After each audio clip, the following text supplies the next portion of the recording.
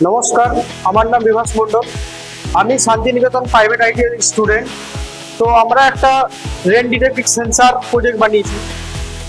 এখানে আমাদের material use হয়েছে একটি কার্ডবোর্ড, একটা প্লাইবোর্ড, একটা রেন ডিটেক্টিং সেন্সার, একটা আর্ডিনো অন্য বোর্ড।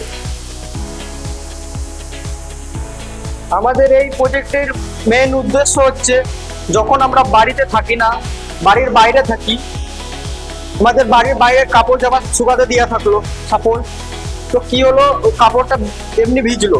তার জন্য এই সিস্টেমটার কাজ হচ্ছে, যখনই এই সেন্সারে ডিটেক্ট করবে, এইটা অটোমেটিক ভিতরে চলে যাবে, শেডের ভিতরে।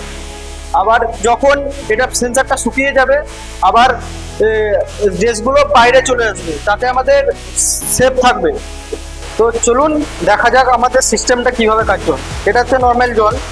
যখন বৃষ্টিটা এই সেন্সারে পড়বে, তখন দেখতে পাচ্ছেন আমাদের শেডের ভিতরে জামা কাপড়গুলো চলে গেল।